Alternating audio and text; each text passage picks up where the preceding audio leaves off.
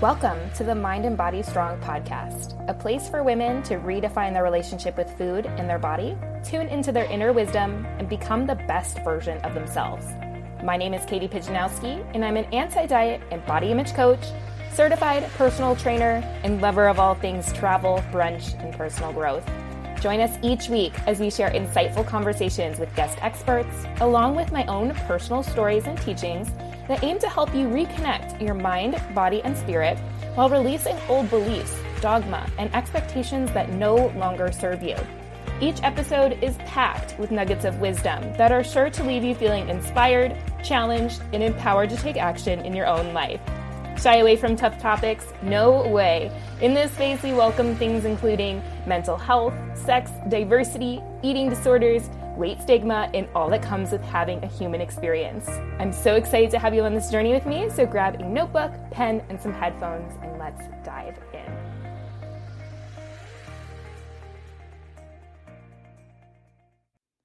All right, team. Are you ready for some podcasting today? Listen, I feel like anytime I'm in the presence of multiple people, I just have to say team. It's just in my boot camp nature of being in the fitness space. It's just what happens.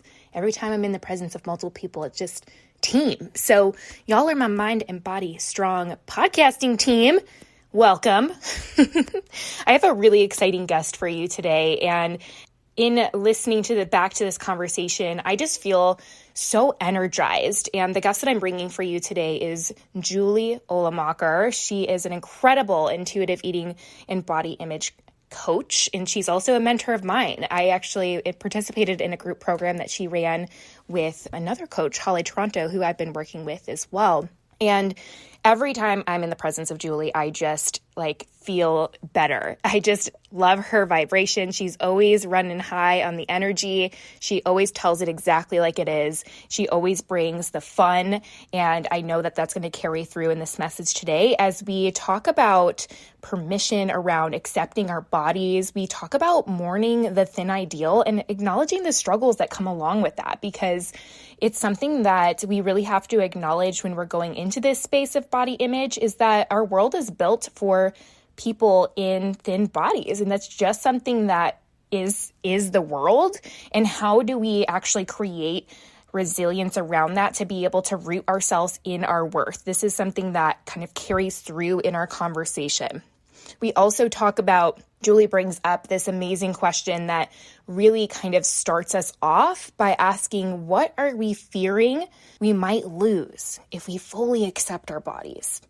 And in this, she really shares a powerful client story who was able to release the grasp on body shame and to actually step into this more creative space of what gets to be possible for her when she releases that body shame and realizes that she actually gets to have exactly what she wants, and her body size doesn't determine anything about her worth. And so many other client stories that she shares that just showcases that this work is so much more than just food and body image. It is so much deeper. It is liberating women to speak up and stand in their truth and to ask for those jobs they want, to ask for the raises, to be able to just live their lives boldly.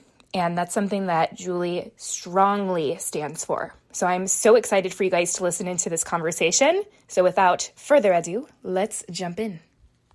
Welcome to the Mind and Body Strong podcast, everyone. I have a super awesome guest with us today. Her name's Julie Ohlemacher. Is that how you say your last name?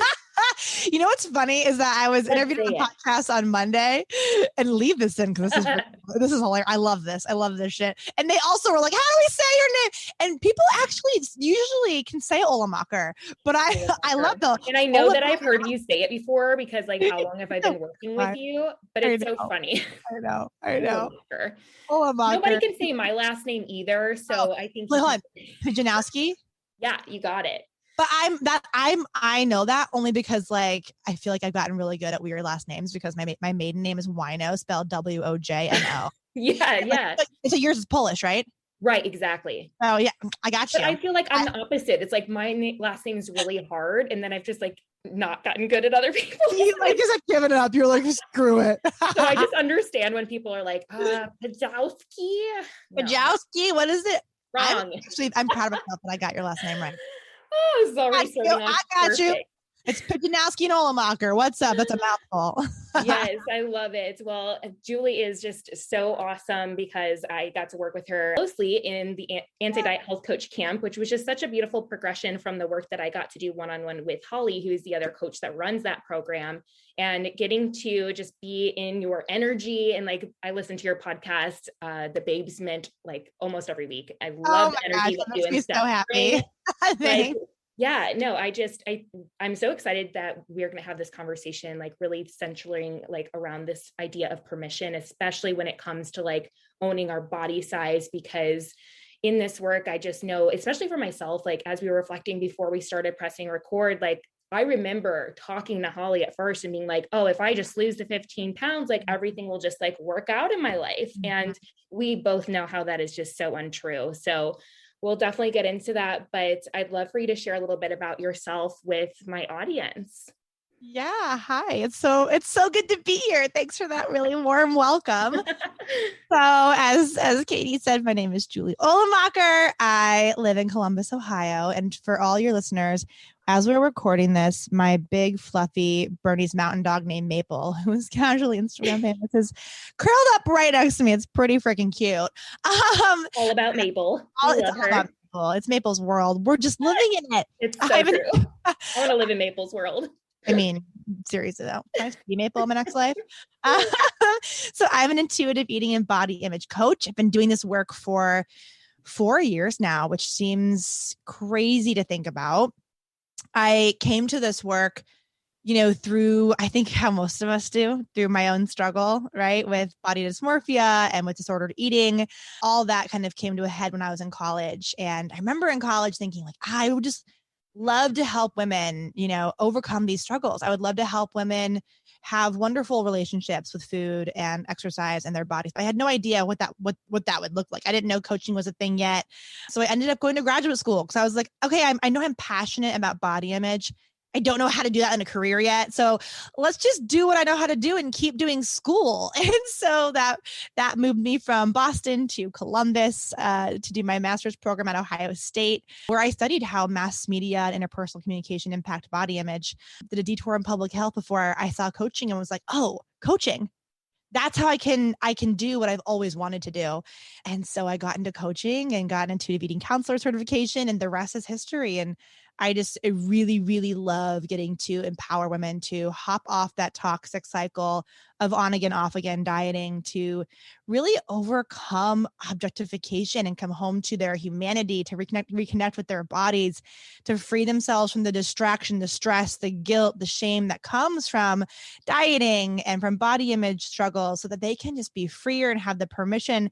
They give themselves the permission, right, to live the life they want to live and to soak up these precious little moments that we have every day. And I love it. I love it a lot. Goodness. Yes. I love the progression of like, oh, I know I'm passionate about this, but I'm just going to keep going to school and see where it goes. And then when coaching came across, it was like, duh. And duh, this makes so much sense for you. Like, right. And to give people an idea too, because I think sometimes we can put a lot of pressure on ourselves to, hop right into like the career of our dreams or to know exactly what we're doing. And I mean, when I first kind of started realizing my passion for this, I was 21 years old, 22, maybe it was senior year of college. And it wasn't until I was 26, that I found this. So it was 4 or 5, 6 years later, whatever it was, that I actually came to this. And so just to say, like, we don't have to know everything, from the get-go. And who knows where I'll be in 4 years from today. I don't know. Right. So how will this all progress? Say that, because I look up to like what you've been able to create in your business and your life as a model for what I aim to create. And it's so comforting to hear that, because I'm currently 27 and have had these big dreams of helping women in big ways since I was like 22. And I've gone through so many crazy progressions to get to where I'm at now. But one thing, and I don't think I've ever shared this with you, but I listened to your HCI podcast, like when you did the 10K challenge speech. And I remember just feeling like this soul connection of like, this is so important, because you really hammered in on what gets to be possible when we release all of these awful stories that we've been taught to hold on to about our body and our body size and how that ties into our worth. And I remember just feeling like this, like heightened, like this is so important.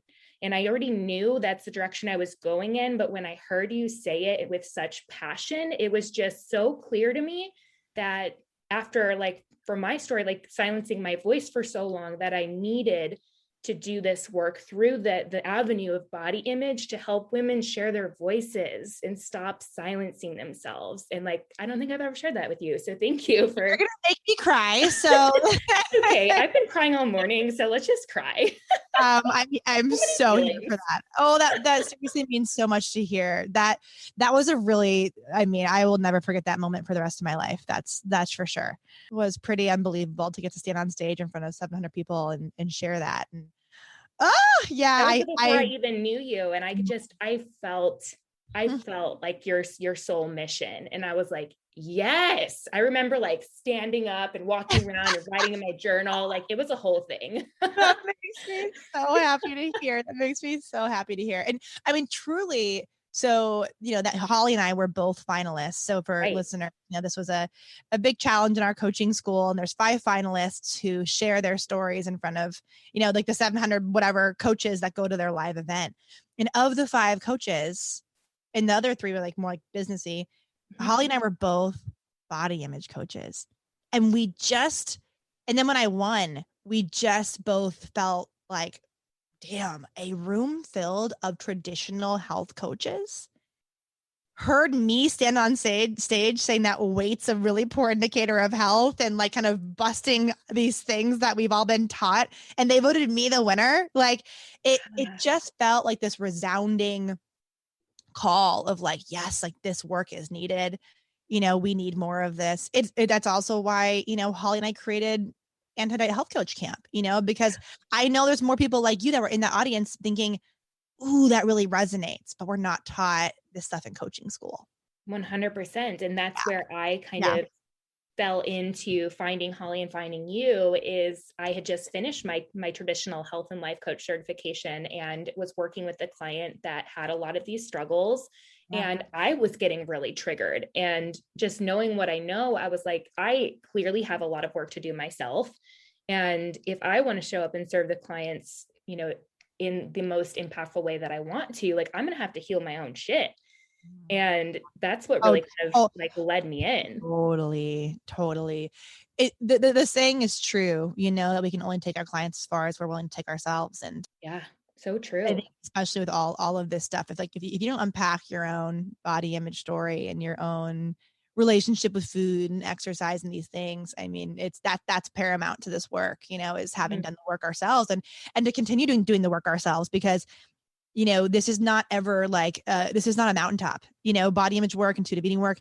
It is not a mountaintop. Sure. You get to a place where like, I can tell everyone now, like eating is fucking easy for me, and that did not used to be the case. I was a binger. I would purge. Very disordered. Now it's so easy. Right. I feel good most of the time. I never say always, because we're humans, not machines. And that's just not always going to happen. But so that's pretty freaking cool. But with body image, and not to say that you won't ever have struggles as an intuitive eater, because we do, we're human. Absolutely. But with body image, especially because we're in diet culture, and it's the air that we breathe. Yes, we can get to a place where triggers are few and far between, and for the most part, we're just not thinking about how our body looks, and we're just busy out there living lives, but triggers happen. Triggers happen because messages, of the thin ideal and dieting, they're everywhere. Yeah. They're in the Noom commercial on our favorite podcast. They're on the radio when we hear the cool sculpting ad. They're on the TV show when the fat jokes are made. Those freaking radio commercials, like, they're like Red Mountain weight loss. And I'm like, please stop. I know. I mean, so the stuff is everywhere, right? It's everywhere around us. And so, yeah, we're going to have triggers. We're going to have hard days. And so really this work is about building resilience, and knowing that we can get to a place where we're pretty damn good. And it's never like this work is done. We're always analogy I always like to use with my clients is it's like we have a garden in our mind. And when we first start doing this work, it's like, we're like, oh shit, I didn't know I had a garden to tend to, and so our garden's full of weeds. It's all these like old, beliefs that's just been programmed into us, by society or family or whoever it is. And, we start to realize, oh, wait, I get to be intentional with what I choose to value and hold dear to me and believe and all of that. And so we get to start picking out the weeds of the diet culture bullshit and whatever it is, right? And planting these seeds of intentional beliefs and values. And guess what? Weeds come back, right? Which is why the analogy works so well, because weeds always want to come back. And that's to no fault of the garden. Like, it's like, oh, my garden sucks. Weeds come back. It's like, no, that's called nature. That's just what happens. And so there's no judgment there. There's no judgment. It's like, okay, no big deal. A weed came. Let's acknowledge it. Let's pick it, and let's nurture the flowers or the veggies or whatever, the beliefs, values that we want to, ground into and grow and strengthen. So I love you kind of using that metaphor, that analogy for this work, because I think that really paints the picture of what it is. It truly does. Every time I hear that analogy, and it just, even now, I feel like I had a deeper understanding as you just like brought it up again, because it's like, yeah, of course these weeds are going to come up again. Yeah, of course. Right. And we don't have to judge ourselves for it. Right. Because I know like that would happen to me in the beginning of my journey. I'd be like, oh no, there it is again. Like it's coming up. Like I feel, crazy around food. I can't eat this. Those things would still pop up very frequently in the beginning. Now I'm very much in your place where eating's pretty easy. There's like, isn't that so awesome? Yes. I had this, I keep having this like really awesome realization, like over the last couple of weeks, whenever I like stop eating when I'm full and I'm like completely distracted, and I'm just like, wow. Yeah. Like this is such a gift. It is so much gratitude. But like, I remember in the beginning when it felt like a completely just terrifying journey. Too good to be true. Yep. And I do want to come back to the resilience piece, but I do think it's important that we start at this place where I feel like a lot of my audience could be. And it's that place of hanging on to hope that weight loss is still a possibility. So guide us through a little bit on that piece. Yeah. This piece is really, really huge. And honestly, this is why with this work, sure, you can do it alone, go for it.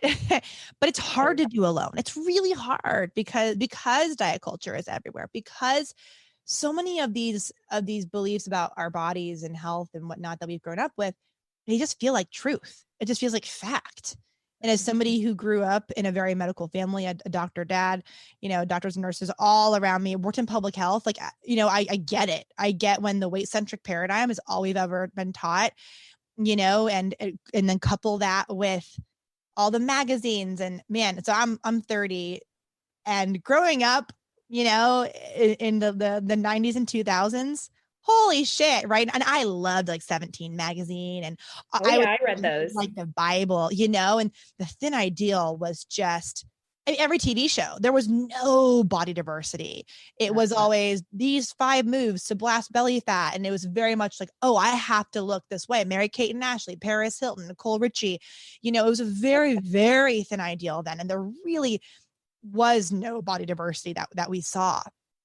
And so these things are so ingrained, and so that's why it's really helpful to have somebody, to have a coach help you unpack these things, help you reframe, help you really do that deeper change work, mentally, because it's hard to do on your own when these things can just feel like truth. And one of those things is, that we do, one of the most important parts of this work. And I think it's probably the single piece that if it's not done well, if it's not done, intentionally, if it's not really unpacked and spent time with, it's the biggest thing that will keep people from progressing and growing in their relationship with their body, food, and exercise. And that is really getting real. And this is, of course, in the coaching world, we say, what's the ecology? What's the ecology? Meaning what's happening around the person? What are the fears they have? What might they deep down fear that they might lose, that they value if they're to keep going with this work? And a lot of these things, again, they aren't obvious all the time. And that's why it can be that wall, it can be that barrier that people don't get to go through because they don't even realize it. We don't even realize it. Again, because so many of these things are just so normalized. But when we're able to do the work of getting super honest with what are we fearing we might lose if we were to fully accept our bodies, I mean, that is it right there.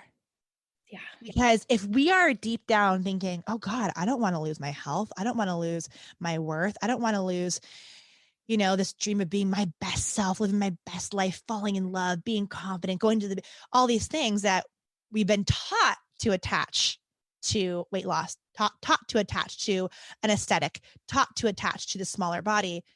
We're not going to keep going on with the work because we don't want to lose those things. Mm-hmm. But if we're able to acknowledge, oh my God, these are the things I'm fearing I'm going to lose, and we can work through that, that is where the money is. And, I think it's important to preface before we continue on, there is a truth in this world that we live in, that we live in a fat phobic world. We live in a world built for smaller bodies, plain and simple. It's true. And so, yes, there are absolutely, advantages to living in this world in a smaller body.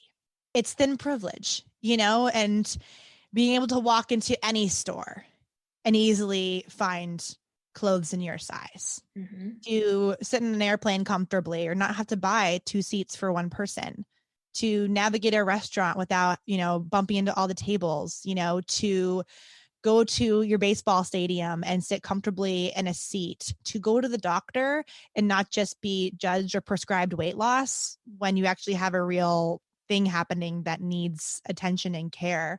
There are real things. And that's kind of the system where we look at this and we can see, okay, this is actually a system of oppression and discrimination. And that's a whole nother conversation for that's like a whole nother day. We could just go down the rabbit hole with that one. Yes. And so I'm not going to be here and gaslight that, I'm not going to be here and invalidate some of those hard truths. And this is where the work that we do, Katie, is twofold, right? We're working to, and I don't know if we'll see this systemic change in our lifetime. It might be in the next generation. And hey, that's cool. We're working towards it. But we're working to change the system so that the world isn't just built for small bodies. It's like if the world was built for people who are only, 5 feet tall, right, and shorter. I'd be like, what the fuck? Hello.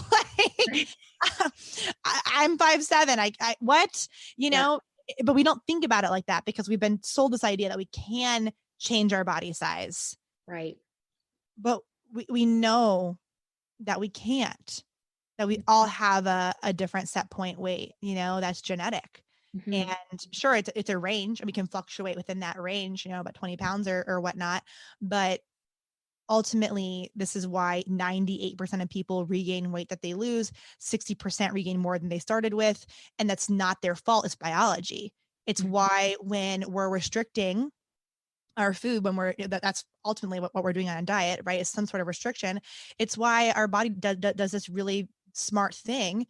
And it reduces the trigger of leptin, which is going to slow down our metabolism and increase our appetite. And on a biological level, that makes so much sense. Totally. Our bodies are like, whoa, I'm not getting enough and I need food to survive. So I better make the most of what I am getting, therefore slowing down the metabolism and pumping up my appetite to be like, hey, person, please feed me, right? It makes sense. It makes sense. So we're sold this idea that we can, actually alter our bodies and we should all be small, but that's just not the case. And so back to the point of this is that, this work is twofold. We were working to change the system so that we realize, hey, health is way more. Actually, weight's a really important indicator of health. Let's look at the entire person. Let's look at, where they grew up, education, access to healthcare, stress. Yes, eating and exercise are a part of it, but there's so much more genetics, right, to the picture of health. So working to change that. And it's also, okay, I'm not one to be like, oh, we live in this system. Now let's just poor us. This sucks, and let that hold us back. And so then the work is also, how do we empower ourselves and our clients to rise above and to live their most fun, fabulous, free, empowered, healthy, wonderful lives in the bodies they have, so that they're not just like, oh, the system is a system. It is what it is. This sucks. Woe is me. How do we empower people to, make the most of this sucky system? You know what I mean? And I think a really cool example of this is, last night on a homecoming call, we had a client share like just about this, right? When she was really looking at, okay, what am I fearing that I'll lose? What am I mourning losing by accepting my body? Things came up like, well, I can't go to the amusement park and ride rides. I can't sit comfortably in a baseball stadium seat.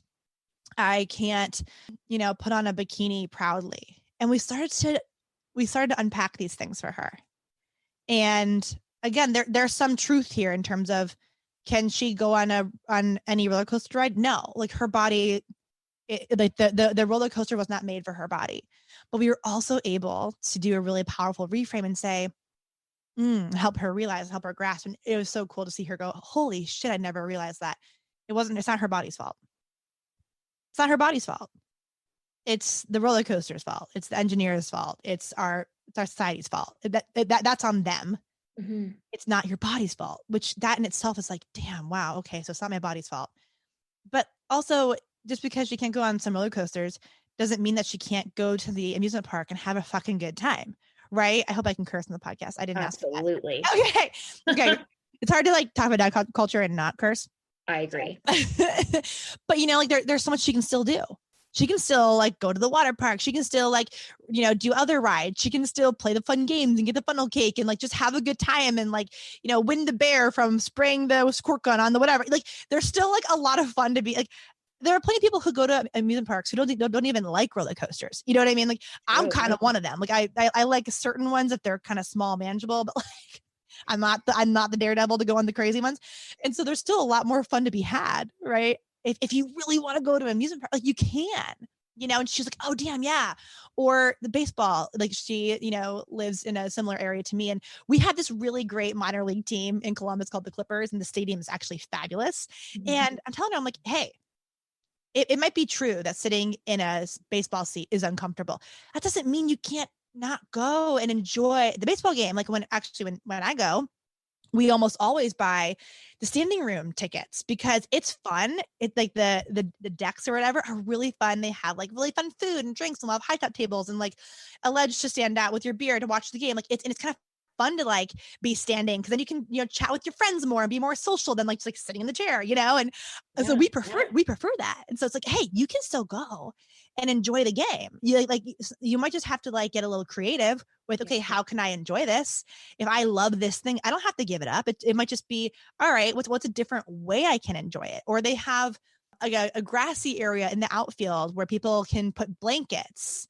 Like it's like the outfield / like stand area. Like it would be like bleachers probably in a different stadium. But instead they also have bleachers here. They have bleachers in this one area and then they have blankets in the other. So it's like, okay, there are still ways, to get to enjoy these things, or at least some of these things, and then the bikini, because of course she can wear a bikini proudly. Fuck yeah. But when we really dissected it, she realized just how much power she was giving this little piece of clothing. And she realized, oh my gosh, it's not really about the bikini. It's not really about this like just piece of clothing. She wanted to lay out. She wanted to play volleyball. She wanted to like go jump in the ocean. She wanted to have a good time at the beach and experience that freedom. And it's like, well, you get to do that. Like bikini or no bikini, I don't care what you're actually wearing. You get to do those things. You get to experience that kind of freedom if you want to. Mm-hmm. You get to go play in the ocean or play volleyball or lay out, like period, whether you're in a bikini or not in a bikini. And the funny piece was actually we realized, we were all joking, like actually sometimes a bikini restricts our freedom because we're worried about the bottoms falling off or the boobs popping out or losing the bathing suit in the ocean. So it was kind of funny for her to be like, oh my God, wait, yeah, it's actually maybe even more freeing to be in a one piece, and sometimes, in terms of not having to worry about the swimsuit flying off. Absolutely. So all this to say, it's like we we have to acknowledge what we fear we're going to lose. And there might be some things that, yeah, we won't be able to do. I'm not going to like lie or gaslight that. And there's still so much that we can do to live super badass, incredible lives, you know? And it's just sometimes about stepping back and maybe getting creative or maybe rethinking things, but giving ourselves that permission, right? Like giving ourselves that permission of who do I want to be and what experience do I want to have, period. And how do I have that right now? I don't have to have the body size to have that. Oh my God. Yeah. Like mic drop. Wow. I was just sitting here shaking my I head thought for a long time. No, amazing. And I actually had this kind of experience of when you were telling your client's story of beforehand, you know, she was very focused on forcing her body into this specific box per se, right? And I felt like this almost cleansing, like a clenched fist, you know, trying to fight her way there to like earn all these things. And there was kind of like a narrow hallway that's the image I was getting from like the beforehand. And then the after piece where y'all were able to open up like this curiosity and like what else can be possible when we actually explore, you know, these different options and how you can still have all the things that you desire in your life. And actually some of them might even be better experiences, like how much more freeing that felt. And it just felt lighter as you were talking about it. And it just makes you realize like, holy crap, like I've been staring down this dark hallway forever, you know, aka diet culture telling me I need to be and look a certain way when there's this whole field of possibilities. Yes. And here's the thing too. It's like, okay, if we're to fully realize the truth of set point weight theory and that we're all meant to have a certain body size, right? Then let's look at what happens when we're trying to force our body to be smaller than it is. That's not freeing. No. Because the things that we have to do to try to stay there or try to lose the weight, you know, we have to count every single morsel of food. We have to be so rigid with our exercise that we miss out on things with friends and family. I was talking to somebody recently and she was like, man, the moment I realized that I was not healthy, was actually disordered, was I couldn't be there for a friend because I couldn't miss my exercise class. Right. And it's like, yeah. And so when we realize, you know, the stress, the control, the rigidity, the guilt that it takes to try to lose the weight and to try to stay there, that's not freeing. And what we know about, you know, body image and body dysmorphia, and where body dysmorphia often stems from, is from us starting to hyper focus on how our bodies look and trying to change the way our bodies look. So when you're standing in the mirror, looking at your belly, being like, oh my God, I just need to like lose this little bit or whatever. That's when body dysmorphia really starts to kick in and I've experienced it, and holy shit, it will take you for a ride. Because you truly don't see your body for how your body really is. And it's a total brain fuck, you know? And so it's just, that's not free. No. That's not like living my best life. Like it's not. No. And so it's also a realizing that truth. Yeah. Yeah. It's so constrictive when you see it, like, think of it that way, you know? And I had that experience too of like body dysmorphia. And it's like, I look back on images of myself when I was younger, thinking that I need to change and always living to that next summer where I'm going to finally work out all the time and come back to school as a new person. Like that was the story I was living by, because to me, you know, being in that smaller body signified attention from boys and like all of these, you know, like love, belonging, more friendships. I was going to be able to be visible now, right? Because that was somehow my permission slip. But much of my story was recognized, like going all the way down that path, like many of us do, getting to the place where you're being very validated for how you look and looking in the mirror and still hating yourself and realizing this isn't it. And I like remember exactly where I was when I had this realization of like, holy crap. And I've built 2 businesses on this paradigm. I'm living off of these paradigms. Right. I'm standing here feeling completely broken inside. Like, holy fuck. And like, it's terrifying to have that awareness. And I think I was having a conversation with a friend of mine about how it can be really hard to allow ourselves to even become aware of like where we're at currently, because it can be so painful. Oh, totally. It can be so confronting. We're like, oh shit. And there's a lot of cognitive dissonance that happens as we're, kind of learning this new paradigm. And it can be really, really, really hard.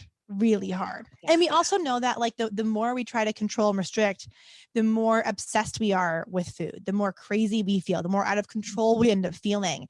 And so it's this really vicious cycle. I mean, it really is. And I think, that whole picture conversation that you were just talking about, I think anybody listening has probably had that experience of looking at an old picture and being like, I remember being not happy with my body at that point in time.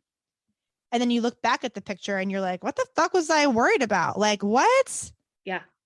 And I think everyone's a lot of people have had that experience, and that is just proof. Yeah. That it's not about our body. It's not about our body. Nope. It's not. And what pains me so much with all of this too is when we are focused so much on the body and our body size and how we look and controlling and manipulating and morphing and fitting into whatever it is. Ultimately, and this is what's always at the core of body image issues, it's that it's objectifying, and we begin to self-objectify, and we begin to say that, to think, oh, the most important thing about me is how I look. And we treat our bodies like machines, and we're listening to, magazine articles on eat this, a day, or the macro count, or whatever keto, whatever the thing is. And we give away our autonomy. We give away our humanity. We give away, that connection with our bodies, that trust, that respect. We give it all away. Because we're reducing ourselves just to our appearance. We're reducing ourselves to our body. We're reducing ourselves to an object instead of this living, breathing, dynamic, messy, amazing, wonderful, growing, changing, evolving, human being that we are. And that's a huge thing that I love so much about the intuitive eating and body image work, is that we get to come home to that humanity. We get to return to our true worth of who we are, not just like what we look like, and we get to reconnect with our bodies and trust our bodies and respect our bodies. And guess what? When we connect to and listen to and trust and respect our bodies, we're connecting to, trusting, listening to, respecting ourselves. Right. Like period. And it's why I see clients who do this work. And I always say it's just so true though. Like, yeah, it's about food and body, but it's way more. So much more. It's way more. You can like describe like in a paragraph. Like you have to experience it, and you're like, yeah. I think every single week still I'm just like, oh my gosh, and there's more. And there's more. And there's more. Absolutely. Because we're not trying to shrink ourselves. Literally and figuratively. We're taking up space. We are owning our worth. And it's funny, one of the researched outcomes of intuitive eating, amongst all the different health outcomes that are wonderful and great, one of the researched outcomes is less self-silencing behavior. Right. And I remember seeing that and reading that and being like, that's interesting. Huh? Okay. And it's funny because over the past 4 years working with clients, I'm like, oh, duh. Look at and I can see it myself too, but I can see it just happen over and over and over again with all my clients. And so for instance, I had a client this month who celebrated. She's like, you guys, I had the courage to interview for a new job at this big law firm. And she goes, I wasn't even like feeling my best, like in terms of like, she is maybe feeling a little under the weather, like a little cold or something was happening. She goes, but I was able to root myself in my worth, to walk in there and feel super confident, knowing that I had what it took to answer their questions. I had what it took to land this job. That is her rooting herself in actual confidence, not in how she looks, not in like, I look great and therefore I can get this. No, she's like, I know that I have what it takes to rock this interview because of who I am and what I know I bring to the table. And she got the job, and she goes, for the first time, there's no imposter syndrome. She's like, I know I got this. I know I have what it takes to then now rock this job. Yeah, and that was an entirely different experience than she's had before. I had another client recently say, I've always wanted to start my own business. I just have always been too afraid of people judging me based on my body size. And so I've held myself back. And now she's starting her business. Like she started her business. Right. And so these are just examples of seeing what happens when we root ourselves in our inherent worth. Our confidence comes from not what we look like, but who we are. When we reconnect with our bodies and ourselves and we regain that trust, that respect, that appreciation, that intuition, it truly does allow us to live such bigger lives. And that's why I know you and I are passionate about this work. Like Yes. it was just food and body stuff. Okay, cool. That's great. We love it because we know that your whole life opens up when you do this work.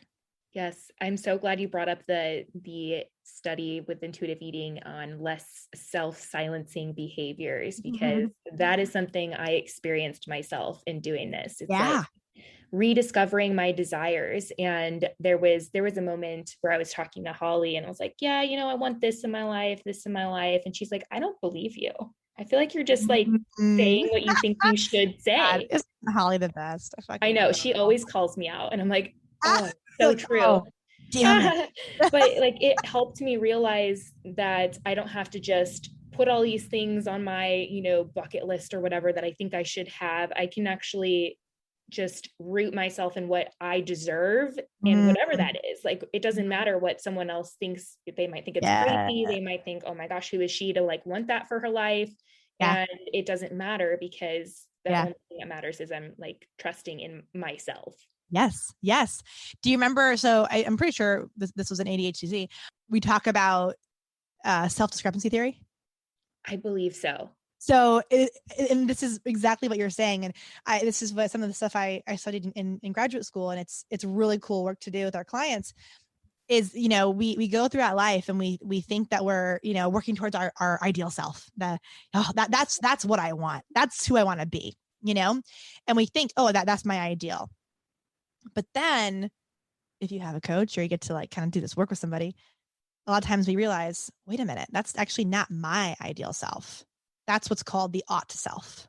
And the ought self is the should self, right? It's, oh, these are expectations that have been placed on me by my family or by society or by, wanting to look cool on Instagram or like whatever it is.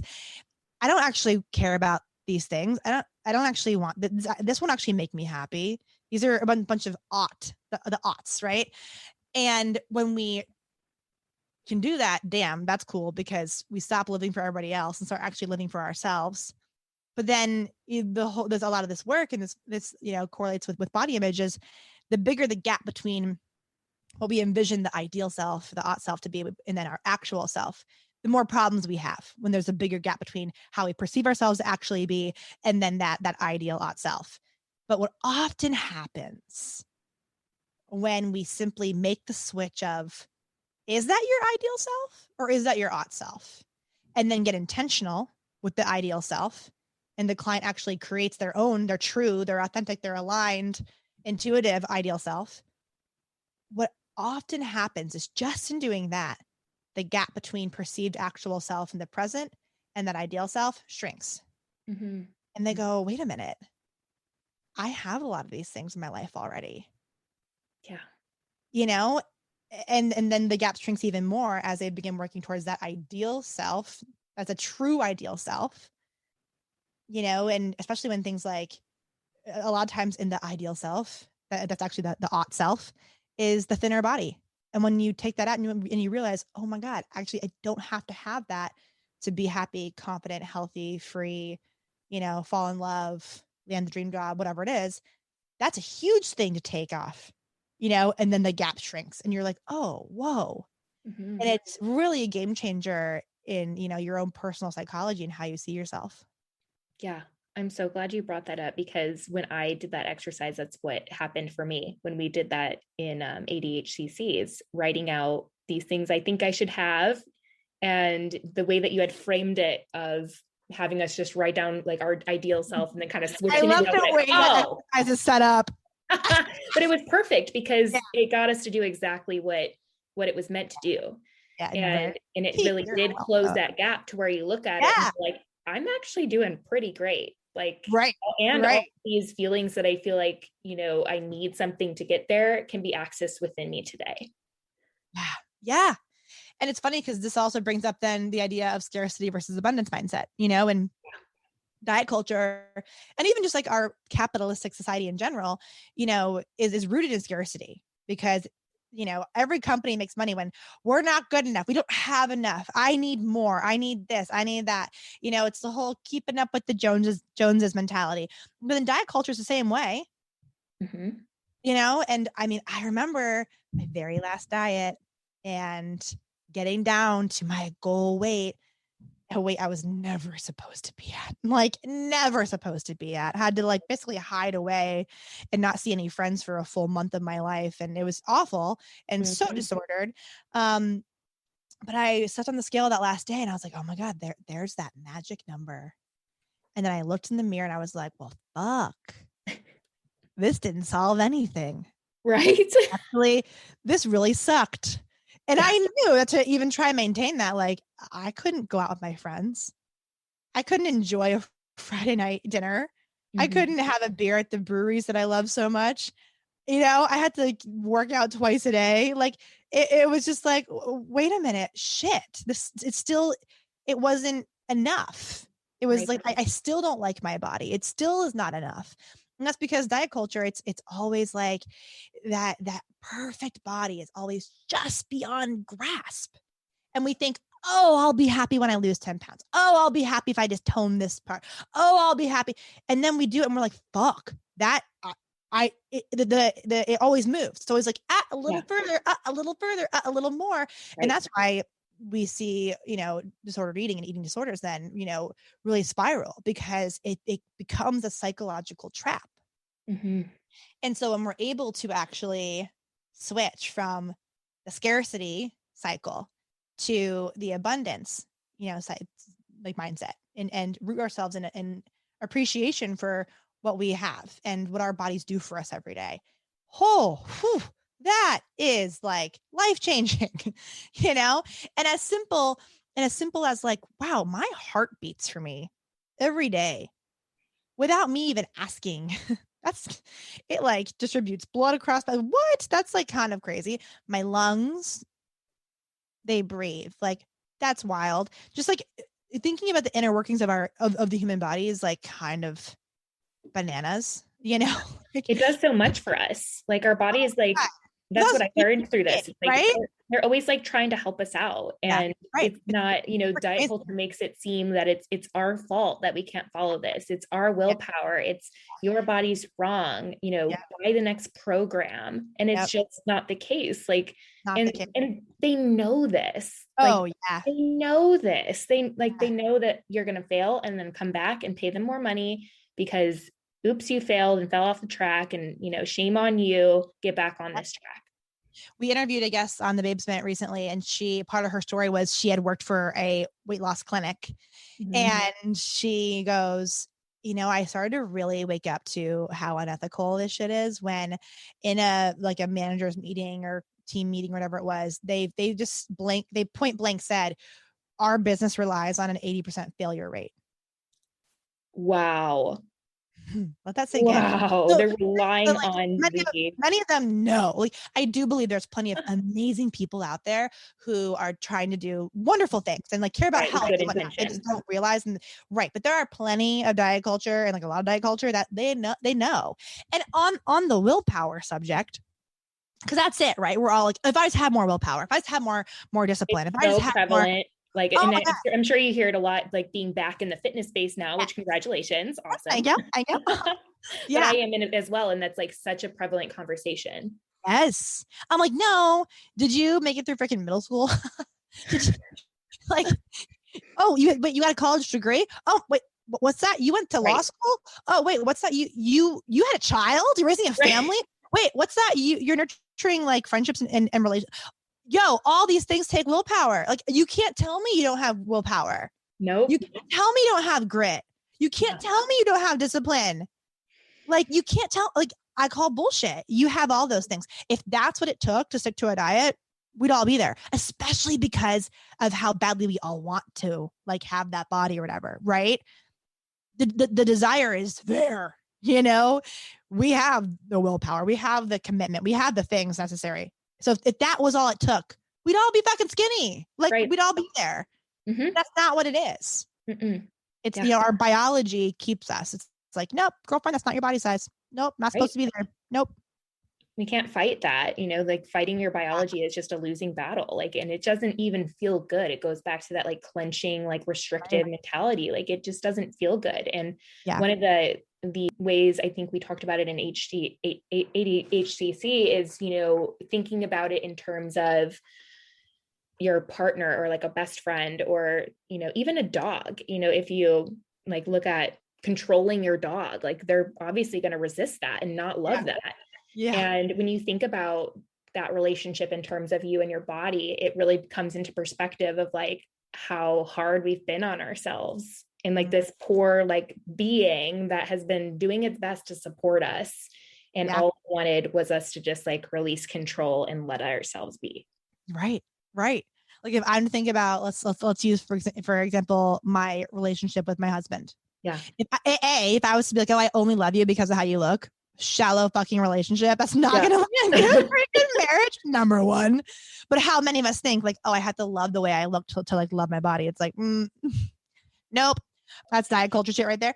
But then also, if I'm trying to like control him, if I don't trust him and I'm like, and there's no trust, I'm trying to control everything he does. That's toxic shit right there. Or if I'm always like, you suck. You're so stupid. I can't believe you. Oh, why'd you do that? Like the inner critic voice in our own head. If I was to be like saying those things out loud to him, oh my God, toxic. We're all like, whoa, toxic relationship. Yeah. Right. What's a healthy relationship? Acceptance, support, kindness, compassion, patience, respect, appreciation, trust, you know, like, hello, we all know that. It's no different than with our relationship with our bodies. Plain and simple. Yeah. When we put it in that context, it just makes sense. Like when you start learning all these things and you really lean into the science of what's actually going on here and learning how to trust your body and like mourn those thin ideals and live in this more creative, like open space. It's just like so much is going to just open up. And I just love, I'm so thankful for your energy and your guidance and just your knowledge on this, because I learn from you every day. And it's just been so awesome to get to like be mentored by you and to grow in my experience in all this, because I've grown a lot in the last 6 months. Well, I just feel lucky to know you and to have gotten to enjoy your company in ADHCC and get to work with you in that way. Like you, girlfriend, as you know what Holly and I say about you. We're like, just watch out, world. I just appreciate you guys so much. But I know you guys have awesome programs. I know you have an intuitive eating and body program. What is it called again? Intuitive Body Blueprint. Blueprint. I love that name, by the way. So tell us more about that. Yeah. So that's my group coaching program. So for anybody who's like, okay, I really want to figure out how to end the cycle of dieting. This whole intuitive eating thing, I'm into it. It sounds great, but how do I do it? Or maybe you've tried it by yourself and you're like, which most of us are like, when we first start. Right. Or you're like, okay, I care about health, but I don't want to do the whole diet thing again. What do I do? Enter the Intuitive Body Blueprint. And so the way this program, I love this program. And the group has gotten so close, and there's women in it from all over the country. But of course, since I'm in Columbus, there are a bunch of women from Columbus. And they just last week we had a meetup that I didn't even organize. They organized it. And I was like, this is the cutest thing ever. You guys love that. So it's a really wonderful group of just supportive, compassionate, empathetic, understanding, wonderful women who are all in this together, all have their own, stories, but all working through similar things together. And there's such power in that community. And so in that program, I walk you step by step through, the 10 principles of intuitive eating, this evidence-based process. I help you make peace with food through the video content, through the course. And then we have our private Facebook group where there's always things going on. Every Wednesday I'll do a live supporting their actual questions. And so after this episode, I'm going to hop over there and go support them in that live. And then we have monthly live coaching calls, and they get this for life. So they get live coaching calls for for life, and I did that with this program because, again, this work isn't linear. It's not a mountaintop and then you're done. You're going to be pretty good, once you've done it for a while. You're going to be pretty fucking good, but you're going to get triggered. You're going to have a challenge pop up.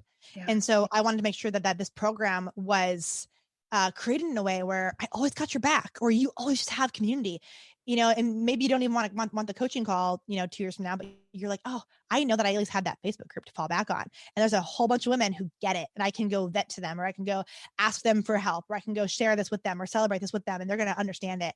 And so it's really this community-based program that just helps you make peace with food, body, exercise. And I love it so much. Yes. I love hearing about it too. And just especially the community piece. I feel that just from being in the experience of one of your programs, that is like something that you're truly gifted at, is creating community and connection. So thank you. Super, super awesome. Yeah, truly mean that. But thank you so much for sharing all of this. You guys listen to our podcast, The Babesment with Steph. It's so great, so funny. I always laugh. If you like Taylor Swift, you're gonna love The Babesment. Yes, they're always talking about Taylor Swift, and they always press record and like are just talking about whatever, and it's great. And I just feel like that's our season 2 vibe, Katie. I love it. It was all like, hey, Steph, hey Jules, welcome to The Basement. And now we're just like press record as we're just like chatting, and it's just like talking about goldfish and maple and like all the best. I love it because I just feel like I just popped in. Maple, Taylor Swift. That's a great afternoon right there. So amazing. Well, definitely if you're listening to this podcast and you're like, wow, this like really helped me, like go follow Julie on Instagram, because she's posting some like fire content, and like get on her email list, because I read them every single time she sends them out. And I'm literally like, yes. You're just like hyping me up. I'm just like, okay. It is the truth. Thank you. But I appreciate you and all that you do. And thank you so much for sharing your brilliance with us today. Thanks for having me. It was so fun. And you're the best. Thanks for listening to this week's episode of the Mind and Body Strong podcast. You are what makes this movement and message possible. If you loved this episode, share it with a friend, a coworker, a family member, or take a screenshot and share it on your favorite social media platform and tag Mind and Body Strong. To learn more about coaching and courses to help you take your journey to the next level, visit mindandbodystrong.com.